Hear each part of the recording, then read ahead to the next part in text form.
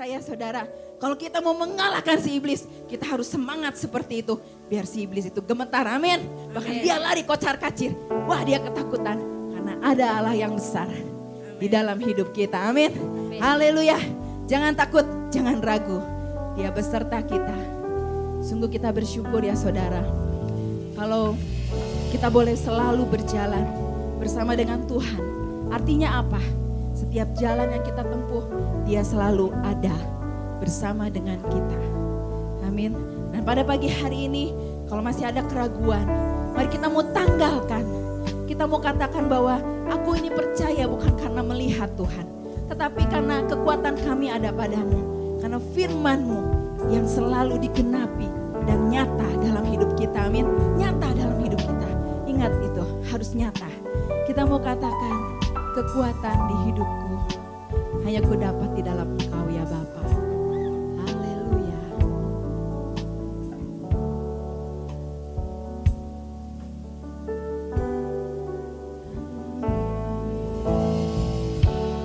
Kekuatan di hidupku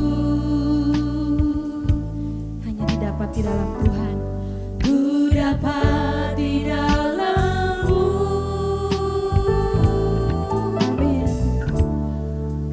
Teguhkan hatiku. Katakan tiada yang mustahil.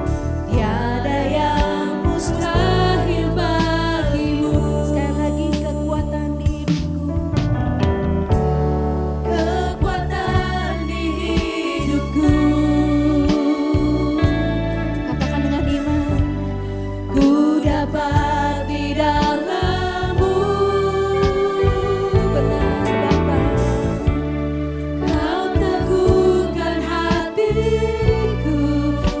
Tiada yang mustahil, tiada yang mustahil bagimu.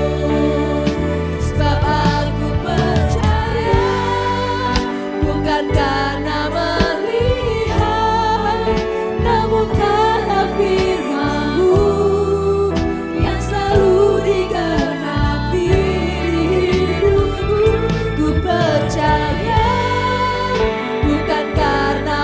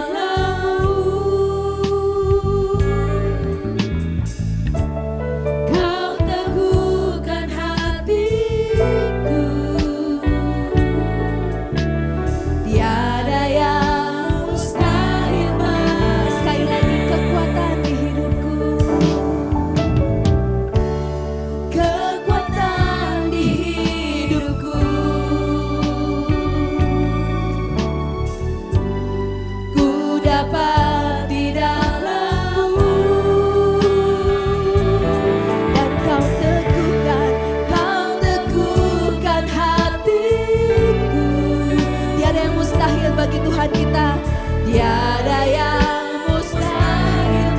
Mari saudara, kita mau bangkit berdiri sama-sama. Namun ku percaya, bukan karena melihat, namun karena firman-Mu yang selalu digenapi hidupku. Ku percaya, bukan karena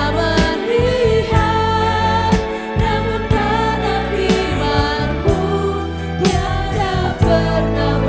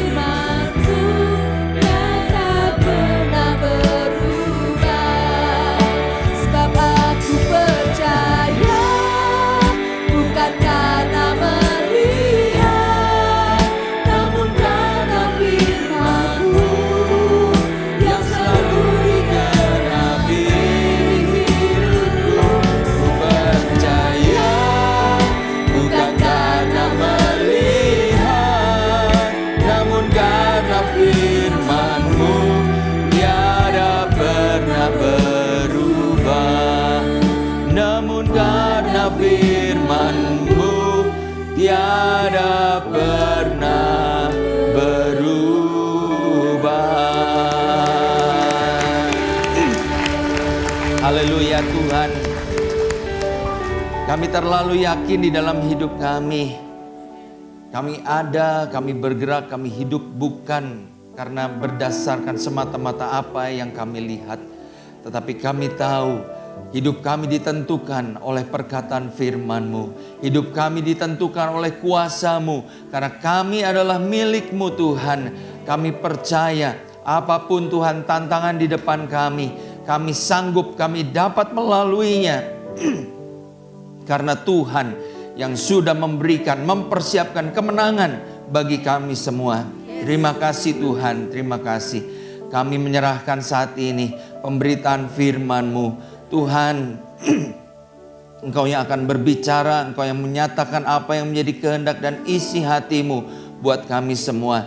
Sehingga pada pagi hari ini kami boleh mengerti kebenaran firman-Mu. Pagi hari ini kami boleh sungguh-sungguh menangkap apa yang menjadi pesan Tuhan buat kami semua. Terima kasih Bapa. Kami menyerahkan waktu ini ke dalam tangan-Mu. Hamba-Mu mengizinkan Roh Kudus bekerja sebebas-bebasnya dalam pemberitaan firman-Mu, dalam ibadah kami pada pagi hari ini. Di dalam nama Tuhan Yesus kami berdoa dan mengucap syukur. Yang siap menerima firman Tuhan katakan bersama-sama amin, amin. Silahkan duduk Bapak Ibu yang dikasihi Tuhan. Shalom.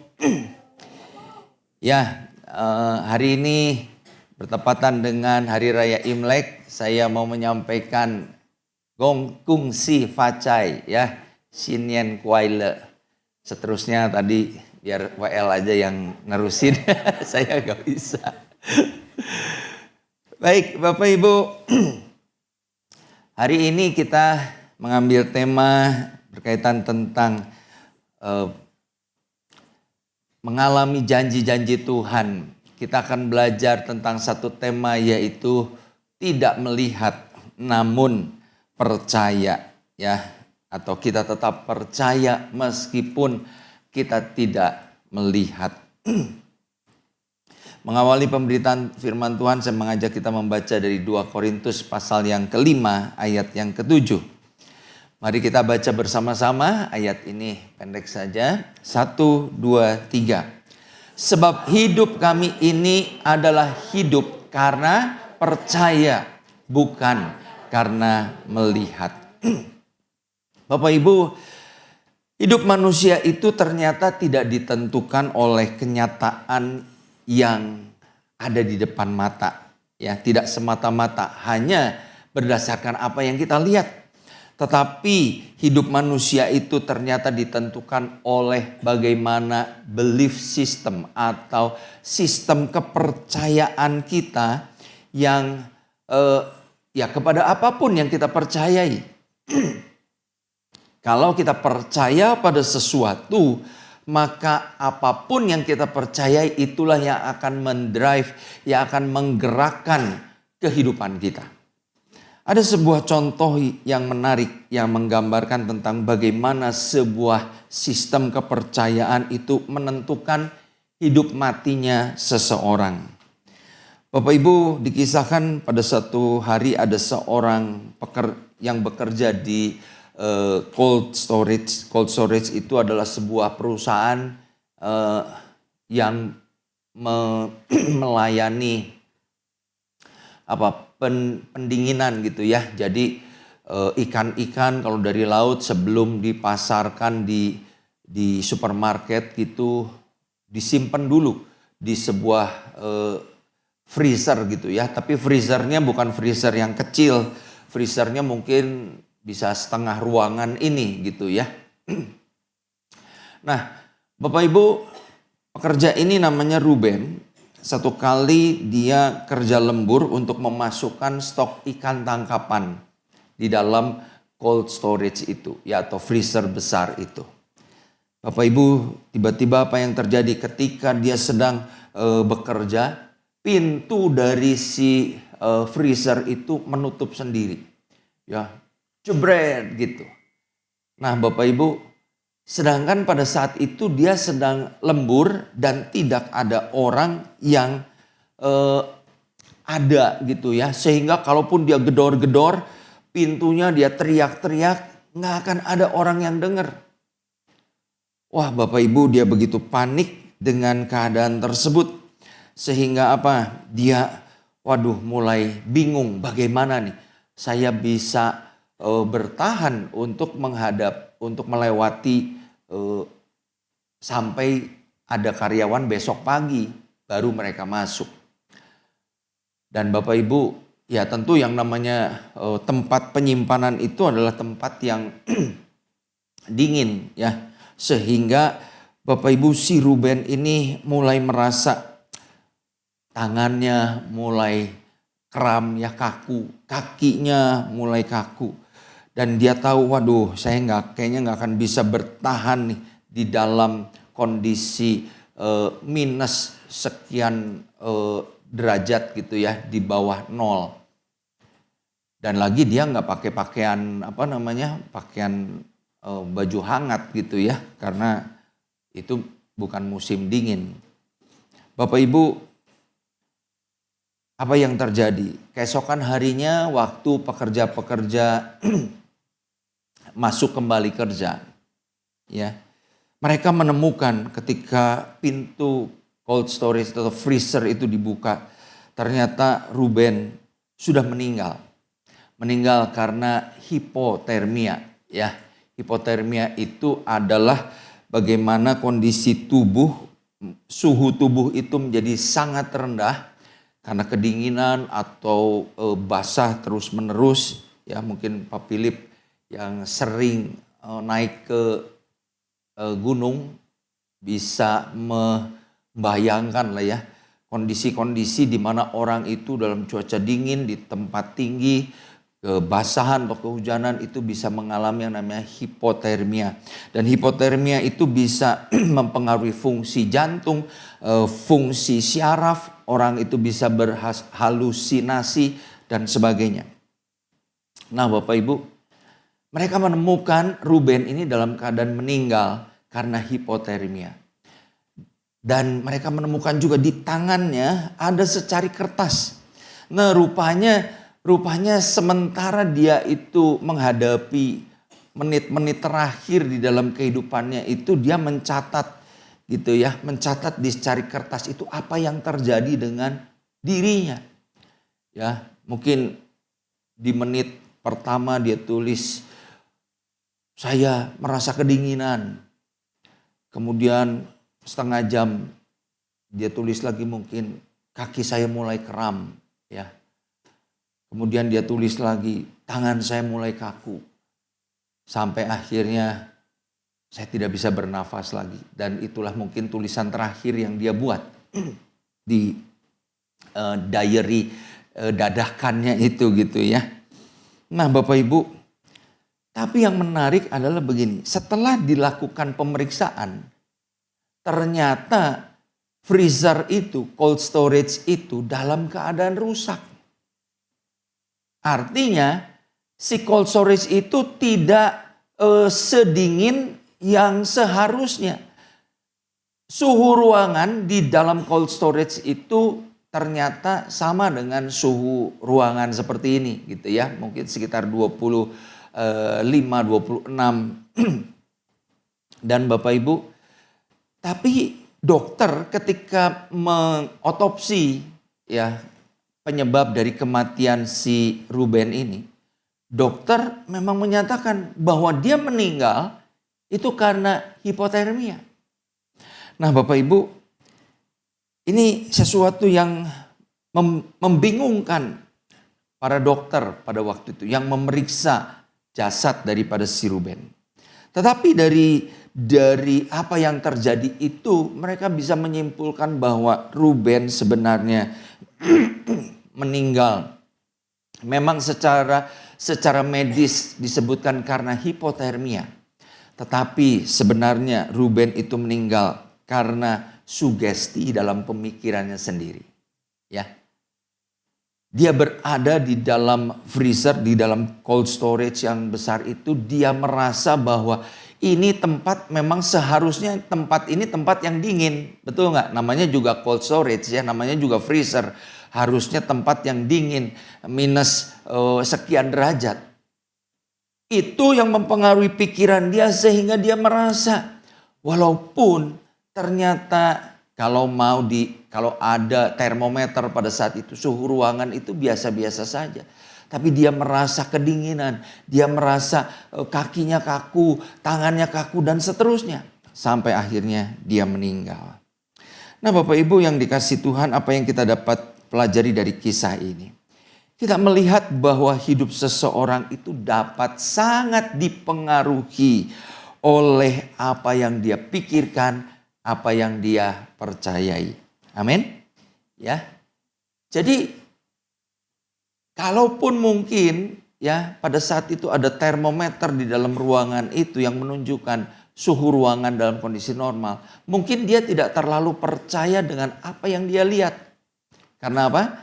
Karena dia sudah berpikir, dia sudah punya keyakinan tempat ini adalah tempat yang dingin.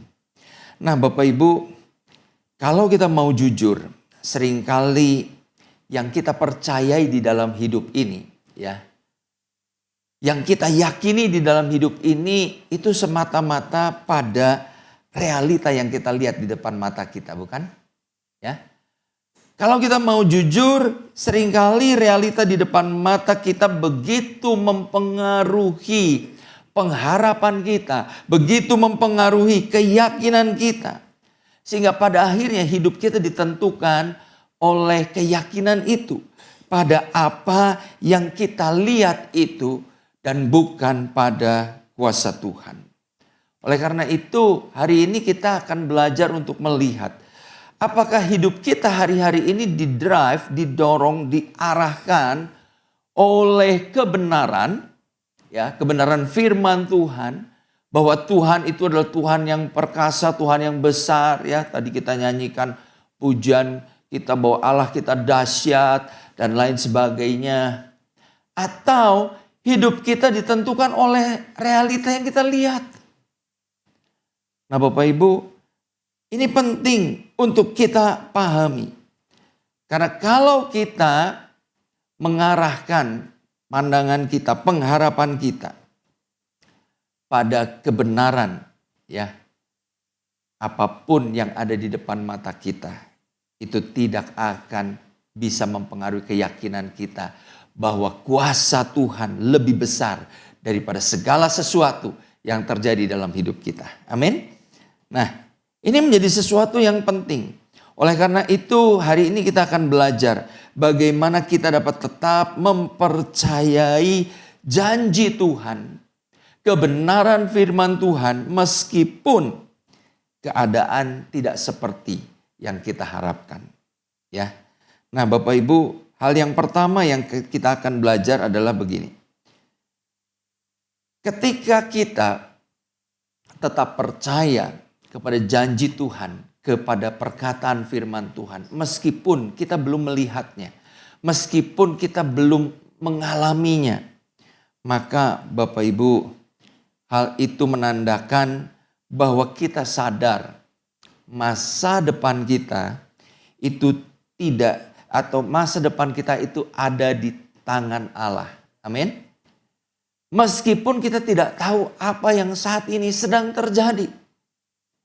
Nah, ketika kita, kalau misalnya ya Bapak Ibu kita berpergian ke tempat yang baru, tempat yang asing, keluar kota atau keluar negeri. Kita mungkin naik bis atau naik travel ya, kalau tempat jauh atau keluar negeri mungkin kita naik pesawat. Bapak Ibu, saya percaya bahwa kita begitu duduk di tempat, di kursi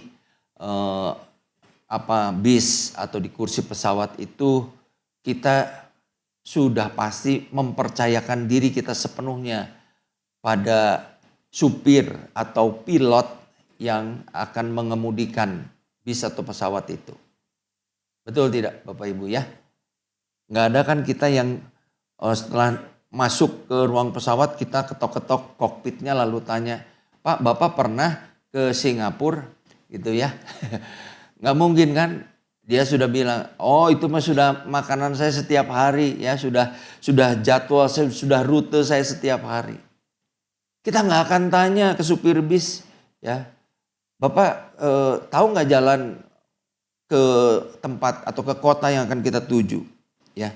Kita akan percaya sepenuhnya kepada orang-orang tersebut. Karena apa? Karena kita tahu dia yang sudah ahli di bidangnya, sudah tahu medan yang akan dijalaninya. Nah, Bapak Ibu, sama dengan kehidupan kita. Mungkin di dalam perjalanan kita tidak tahu ya, kenapa jalan ini kok berkelok-kelok, kenapa supir ini membawa kita ke jalan yang mungkin rusak seperti ini ya. Dalam hidup ini mungkin kita juga tidak mengerti. Kenapa sih Tuhan bawa saya dalam situasi, dalam kondisi yang tidak menyenangkan, yang tidak sesuai dengan harapan kita. Kita melihat semata-mata keadaan di depan kita begitu gelap, begitu suram. Ya. Nah, sebagaimana mungkin saya sudah sampaikan di awal tahun bahwa begitu banyak prediksi-prediksi yang dalam tanda kutip negatif, yang dalam tanda kutip menakutkan buat bukan hanya buat kita di Indonesia, tapi mungkin secara global di seluruh dunia ini. Masa-masa yang berbahaya secara ekonomi, krisis secara energi, krisis secara pangan dan lain sebagainya. Nah, Bapak Ibu, apakah di dalam kondisi seperti itu kita bisa tetap percaya bahwa Tuhan berdaulat atas hidup kita. Tuhan tetap memegang hidup kita. Kita bisa punya pilihan. Kita tetap khawatir dengan berita-berita, dengan prediksi-prediksi, dengan ramalan-ramalan yang menyatakan hal-hal yang begitu menakutkan di tahun ini. Atau kita bisa memilih untuk percaya. Sekalipun itu terjadi, ya, sekalipun krisis pangan terjadi, sekalipun berbagai kesulitan ekonomi terjadi dalam hidup kita, kita tahu bahwa Tuhan memegang masa depan kita. Amin. Katakan bersama-sama, Tuhan memegang masa depan kita. Ya. Amin, Bapak Ibu. Inilah yang harus kita belajar untuk percayai. Bahwa Tuhan selalu berdaulat di dalam kehidupan kita. Ya. Nah, ada sebuah contoh menarik di dalam Alkitab. Di dalam 1 Samuel 22 ayat yang ketiga. Ini adalah kisah di mana ketika Daud pada waktu itu masih menjadi buronan Saul. Ya, dia dikejar-kejar oleh Saul dan pada waktu itu di 1 Samuel 22 ayat 1 Daud dikatakan tinggal di dalam gua Adulam. Lalu banyak orang datang ya, orang-orang yang ditagih hutang, orang-orang yang punya hutang, orang-orang yang bermasalah datang semua kepada Daud. Lalu yang menarik di ayat 3 dikatakan dari sana Daud pergi ke Mispa di Moab dan berkata kepada raja negeri Moab, izinkanlah ayahku dan ibuku tinggal padamu sampai aku tahu apa yang dilakukan Allah kepadaku. Nah, saya ingin membaca ayat ini dari Alkitab versi firman Allah yang hidup. Dikatakan begini, setelah itu Daud pergi ke Mispa di Moab dan berkata kepada raja Moab, izinkan ayah dan ibuku tinggal di sini sampai aku mengetahui dengan pasti rencana Tuhan bagi hidupku. Bapak Ibu, kita melihat Daud ini di dalam pelariannya, ya, di dalam kondisi hidupnya sendiri nggak menentu. Tapi di dalam keadaan seperti itu dia tidak menjadi patah semangat dan berkata, udahlah Tuhan, nggak tahu lagi lah apa yang mau terjadi dengan kehidupanku. boro-boro mikirin keluargaku, boro-boro mikirin ayah ibuku.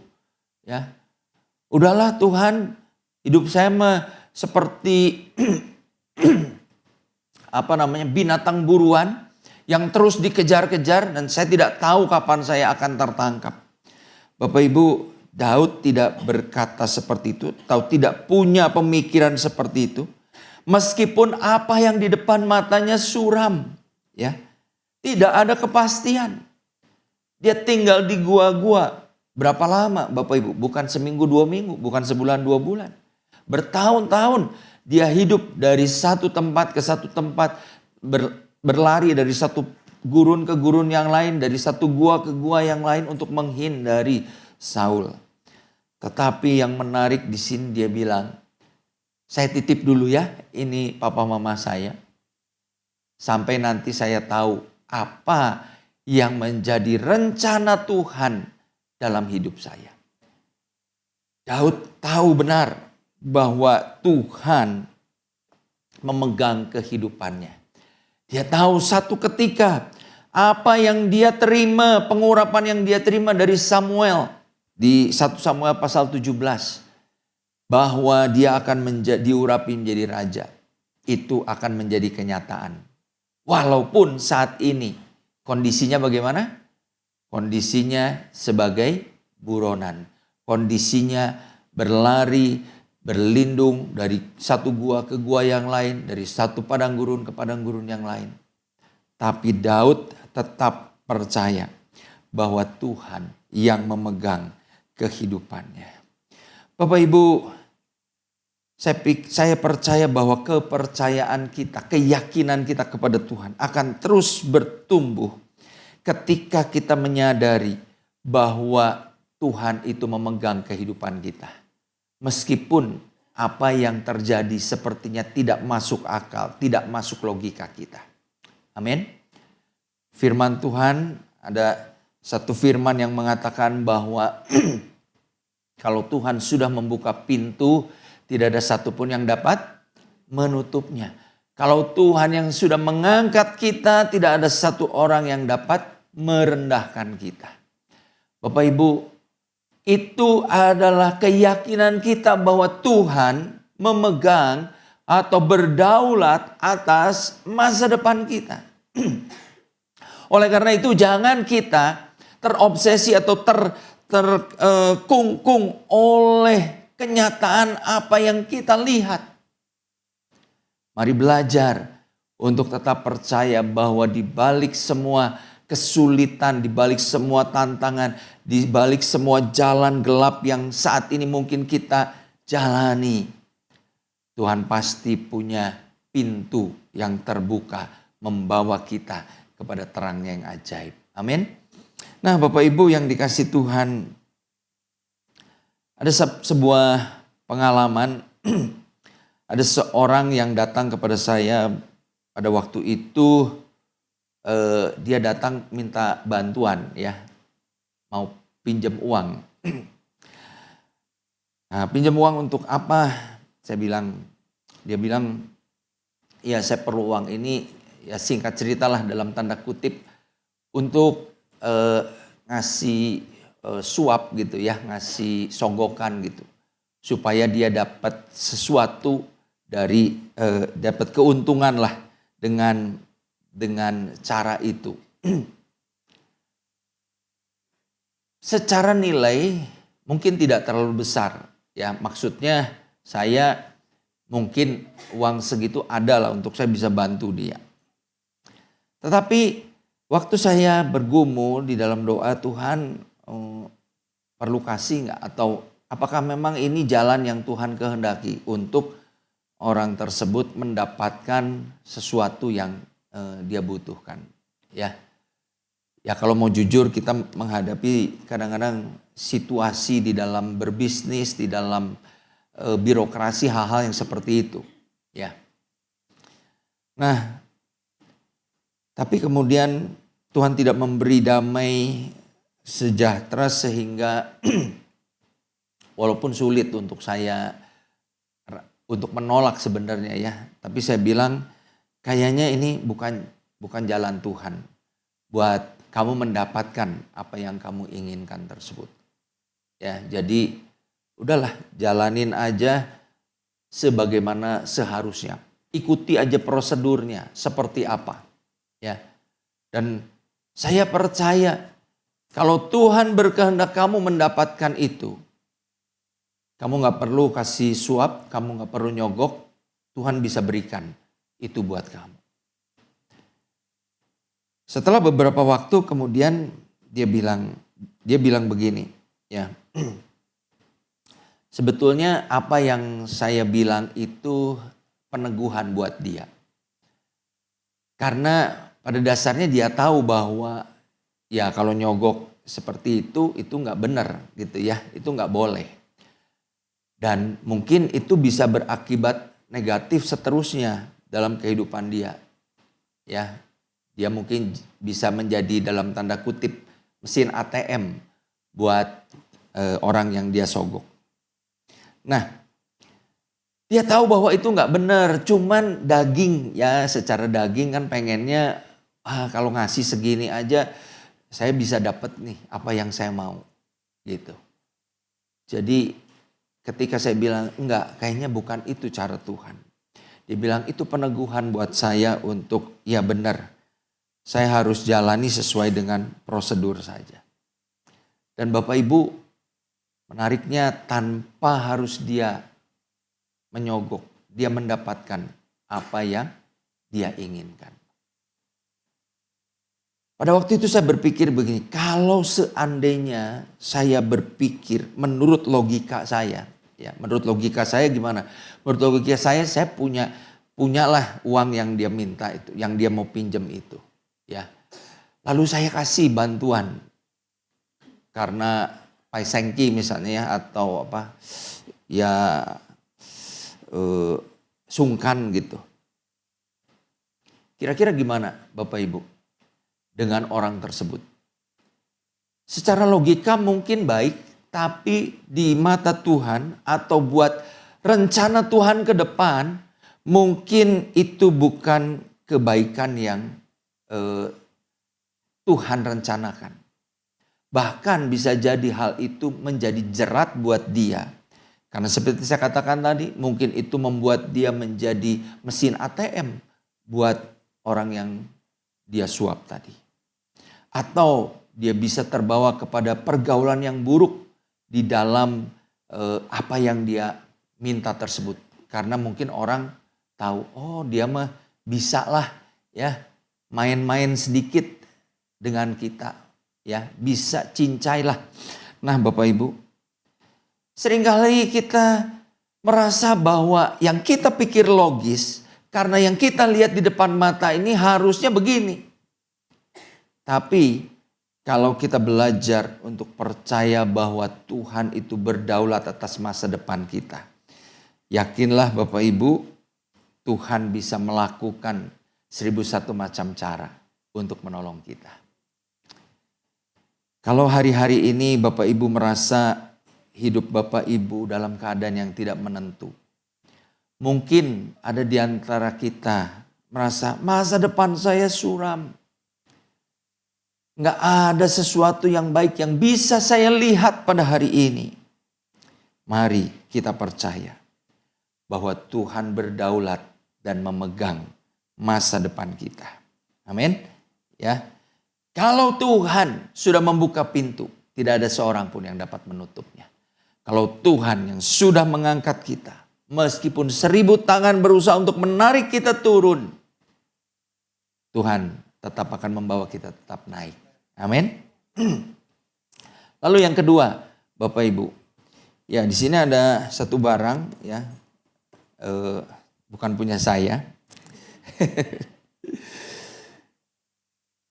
Nanti kita akan belajar. Hal yang kedua yang akan kita pelajari, bahwa kalau kita tetap percaya meskipun kita tidak melihat, itu menandakan bahwa apa? Bahwa kita percaya bahwa yang sedang kita lihat sekarang ini, ya, itu sebenarnya masih dalam proses. Ya. Kalau kita melihat sesuatu yang Di depan mata kita itu sepertinya Tuhan kenapa begitu jelek, kenapa begitu gelap, kenapa begitu tidak menyenangkan. Mungkin yang kita lihat sekarang ini masih dalam proses, bukan hasil akhirnya. Amin, Bapak Ibu. Ya. Satu bagian firman Tuhan yang berbicara tentang kekhawatiran itu terdapat di dalam Matius pasal yang ke-6 ya, ayat 25 sampai 34. Nah, seringkali kita ingatnya atau hafalnya ayat 33. Tetapi cari dahulu kerajaan Allah dan kebenarannya, maka semua itu akan ditambahkan kepadamu. Tapi ada satu ayat yang saya ingin ajak kita merenungkan dari perikop itu, yaitu ayat yang ke-30. Ayat 30 dikatakan demikian.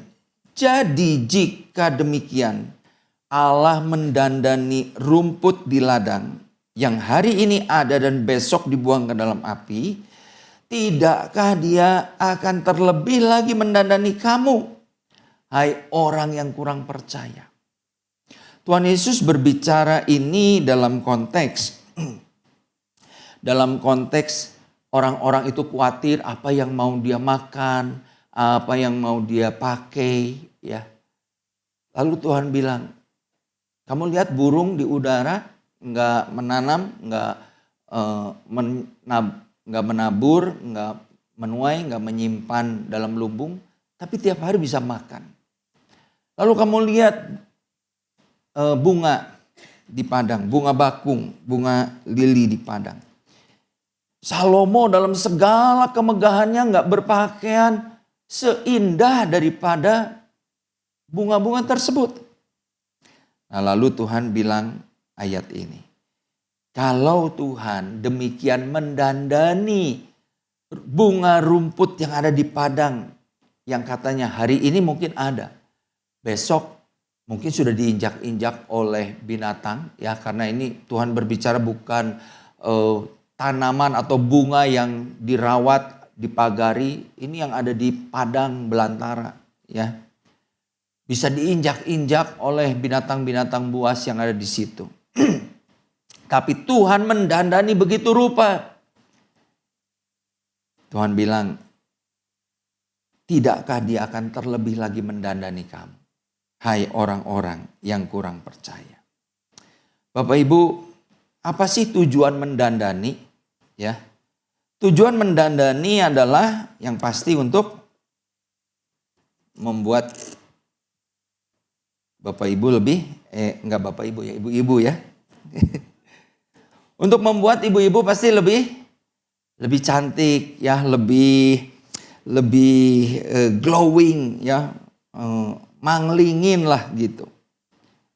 Saya ingat pertama kali saya lihat calon istri saya, waktu itu calon istri ya, belum menikah, didandani itu waktu dia wisuda S1. Begitu saya jemput ya, karena mau ke wisudaan, saya lihat dia, saya tatap dia lama. Sampai cicinya bilang, gelisnya. Sampai saya tersipu-sipu. Bapak Ibu, begitu menarik ya. Dia sudah putih tapi didandani bukan jadi pucat ya, bukan jadi tambah putih tapi jadi tambah glowing gitu.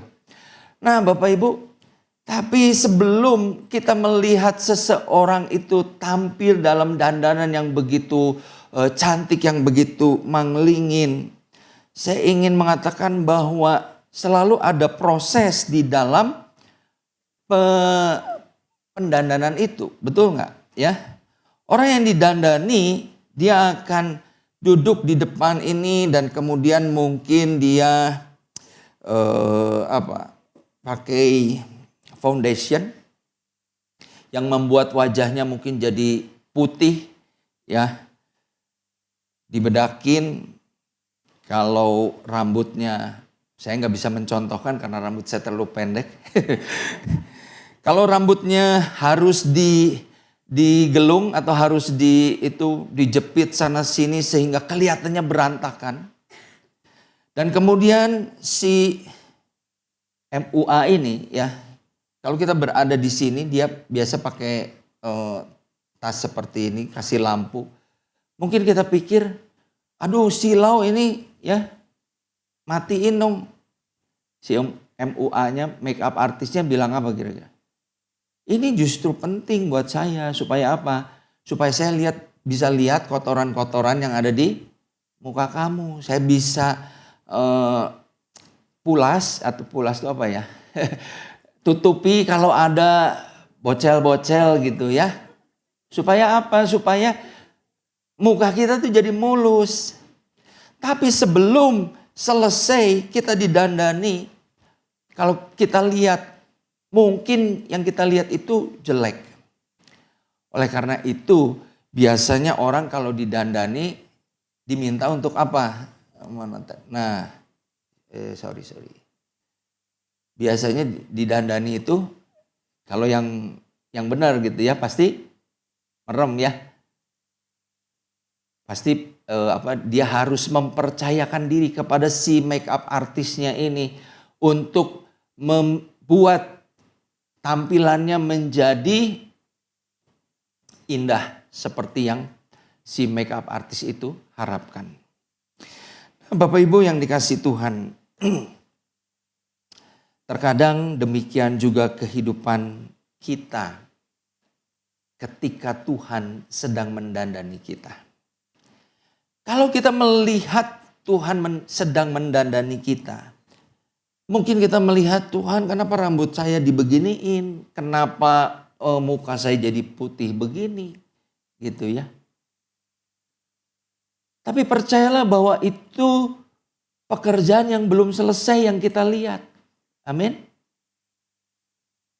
Kalau nanti Tuhan sudah selesai sepenuhnya dengan dandanan itu, maka sesuatu yang indah akan menjadi bagian kita.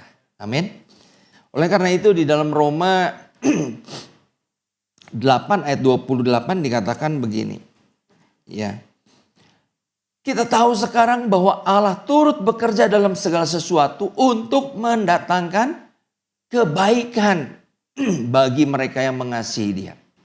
Bagi mereka yang terpanggil sesuai dengan rencana Allah. Bapak Ibu, percayalah bahwa kalau kita mengasihi Dia, kalau kita mempercayai Dia sebagai pribadi yang sedang mendandani kita untuk menjadi semakin indah, maka Tuhan akan membuat segala sesuatu yang sepertinya gak enak kelihatannya atau belum bagus atau kita protes dengan keadaan itu.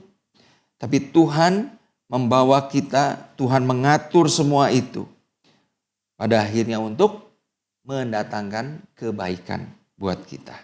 Amin. Terlebih lagi ada satu ayat di dalam 1 Korintus 2 ayat yang ke-9. Di situ dikatakan begini. Ya. Ini slide-nya agak keloncat.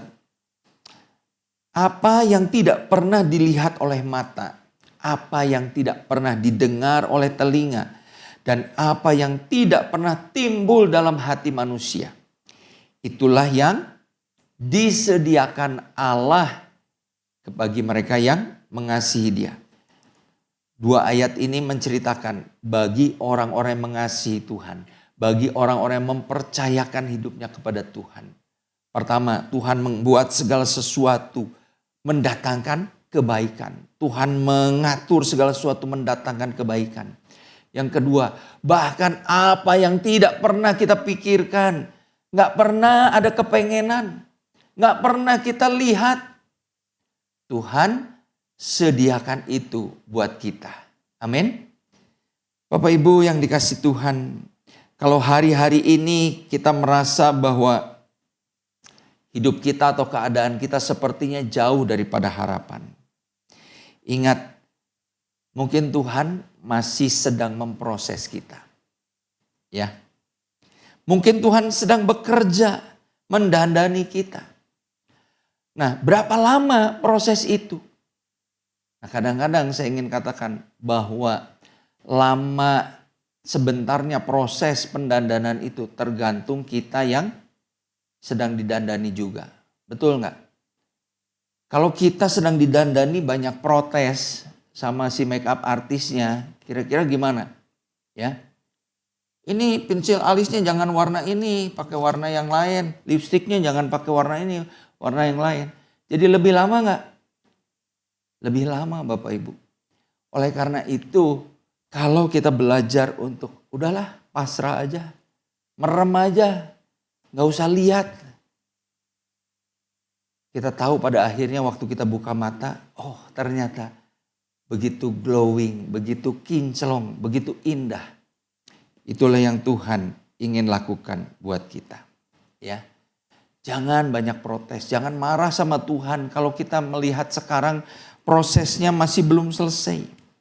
Tuhan sedang menyediakan yang jauh lebih baik buat kita, bahkan lebih daripada yang kita pikirkan. Amin. Kalau di hadapan kita ada perjamuan kudus, kita diingatkan Bapak Ibu, kalau tubuhnya saja, nyawanya saja Dia berikan. Terlebih lagi untuk hal-hal kecil di dalam kehidupan kita, Tuhan pasti sediakan. Amin. Mari kita tundukkan kepala, kita berdoa. Ya Tuhan, hamba-Mu sudah berhenti berbicara, tetapi hamba berdoa, mari Roh Kudus yang terus bekerja di dalam hati kami, mengingatkan kepada kami Tuhan, seringkali apa yang kami lihat Tuhan, mungkin tidak seperti yang kami harapkan, tidak seperti yang kami rindukan. Tapi kami tahu bahwa saatnya nanti Tuhan yang akan beracara dalam kehidupan kami, mendatangkan sesuatu yang baik, sesuatu yang indah. Kami mau menaruh percaya kami Tuhan lebih daripada sekedar apa yang kami lihat. Terima kasih Tuhan. Saat ini kami boleh mengambil bagian di dalam perjamuan kudus. Tuhan persiapkan kami. Di dalam nama Tuhan Yesus kami berdoa. Amin. Bapak Ibu, setelah minggu yang lalu diwartakan, maka hari ini kita akan bersama-sama mengambil bagian di dalam perjamuan kudus. Perjamuan kudus adalah perintah Tuhan sendiri agar kita memperingati korban sengsaranya sampai Ia datang yang kedua kalinya. Perjamuan kudus mengingatkan kepada kita bahwa kita diselamatkan dengan harga yang sangat mahal. Darahnya yang tercurah, tubuhnya yang dihancurkan. Dan itu semua kita terima dalam bentuk roti dan anggur. Dan melalui perjamuan kudus ini kita juga boleh dipersekutukan kembali dengan Tuhan dan dengan sesama. Kalau saat-saat yang lalu mungkin kita merasa jauh daripada Tuhan. Kita sudah meninggalkan Tuhan, mengecewakan Tuhan. Kita mungkin berkonflik dengan sesama kita. Mari saat ini kita minta pengampunan dan pemulihannya. Sehingga perjamuan yang kita terima menjadi berkat buat kita. Saya undang para pelayan perjamuan boleh maju ke depan. Sementara 1-2 menit ini Bapak Ibu boleh berdoa. Memeriksa diri kalau ada hal-hal yang tidak berkenan di hadapan Tuhan. Kita meminta pengampunannya sehingga kita boleh layak untuk menerima tubuh dan darah Tuhan ini. Mari kita berdoa. Tuhan, terima kasih pada pagi hari ini Tuhan. Setelah kami mendengar firman-Mu, kami boleh mengambil bagian di dalam perjamuan kudus. Tuhan, sucikan, kuduskan kami Tuhan. Sebagai hamba-hamba-Mu, untuk kami membawa tubuh dan darah Tuhan ini. Tahirkan kami dari segala dosa-dosa kami. Kalau ada hal-hal yang tidak berkenan Tuhan, saat ini biar darah-Mu menyucikan, melayakkan kami. Sehingga perjamuan kudus ini menjadi berkat buat kami semua. Dan kami boleh bagikan berkat itu buat seluruh sidang jemaat. Di dalam nama Tuhan Yesus kami berdoa. Amin.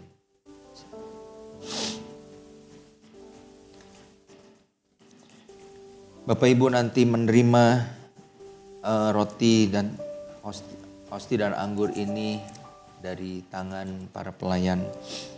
Inilah tubuh Tuhan yang telah dihancurkan karena dosa-dosa kita. Dan darahnya yang tercurah di atas kayu salib menjadi keselamatan buat kita sekalian. Terimalah tubuh dan darah Tuhan ini dengan iman.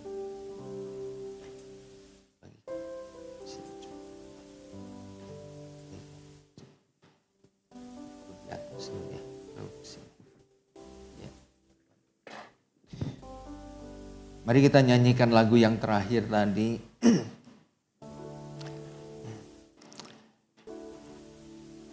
Kekuatan di hidupku.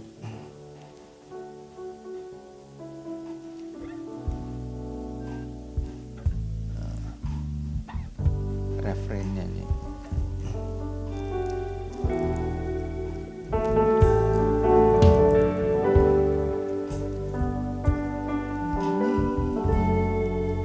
Namun karena firman-Mu yang selalu digenapi di hidupku, ku percaya bukan karena melihat, namun karena firman-Mu tiada pernah berubah.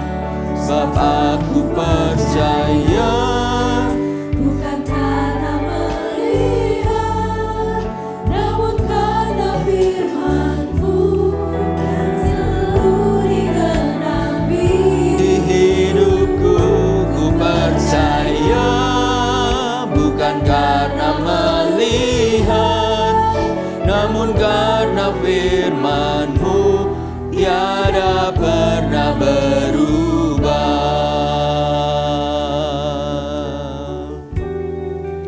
Kekuatan di hidup kita hanya dapatkan kekuatan di hidupku. di dalam Tuhan yang memegang masa depan kita. Ku dapat Di dalam-Mu. Apakah ada yang belum dilayani? bukan hatiku. Tiada yang mustahil bagiku. Sebab aku percaya. Saya undang kita sama-sama bangkit berdiri. Karena melihat, namun karena firman-Mu yang selalu digenapi di hidupku. Ku percaya Bukan karena melihat, namun karena firman-Mu tiada pernah berubah. Namun karena firman-Mu tiada pernah berubah. Mari kita berdoa.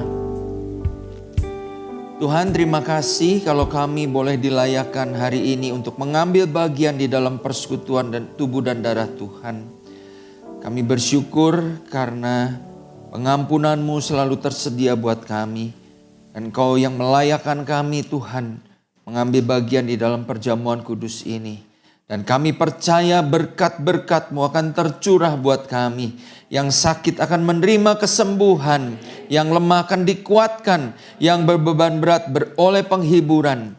Karena kami percaya ada kuasa melalui persekutuan tubuh dan darah Tuhan ini. Di dalam nama Tuhan Yesus kami berdoa. Mari kita angkat roti di tangan kanan tinggi-tinggi. Sebab apa yang telah kuteruskan kepadamu ini telah aku terima dari Tuhan. Yaitu bahwa Tuhan Yesus pada malam waktu Ia diserahkan, mengambil roti dan sesudah itu Ia mengucap syukur atasnya. Ia memecah-mecahkannya dan berkata, inilah tubuhku yang diserahkan bagi kamu. Perbuatlah ini menjadi peringatan akan aku. Mari kita akan makan bersama-sama tubuh Tuhan dengan iman di dalam nama Tuhan Yesus Kristus.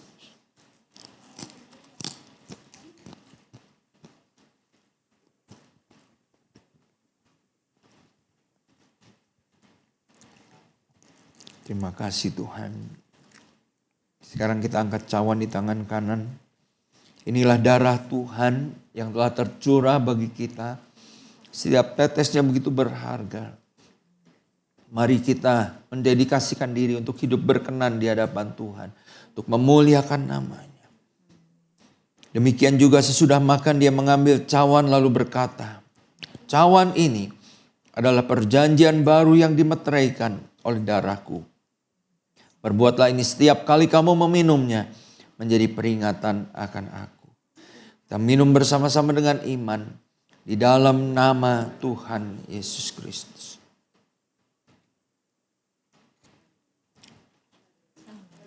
Haleluya. Terima kasih Tuhan. Kami mengucap syukur kalau kami boleh kembali Tuhan dipersekutukan dengan kuasa-Mu. Sehingga kami boleh menerima kesembuhan. Kami yang lemah saat ini kami sudah menerima kekuatan dan penghiburan yang daripada Tuhan. Terlebih Tuhan Engkau akan memampukan kami untuk menjalani hidup kami 1 bulan ke depan dengan kemenangan yang daripada Tuhan. Karena kami bertekad untuk menjadi pelaku-pelaku firman-Mu. Tuhan memberkati setiap Bapak, Ibu, Saudara-saudara yang telah mengambil bagian di dalam perjamuan kudus ini. Terima kasih Tuhan. Di dalam nama Tuhan Yesus kami berdoa. Amin.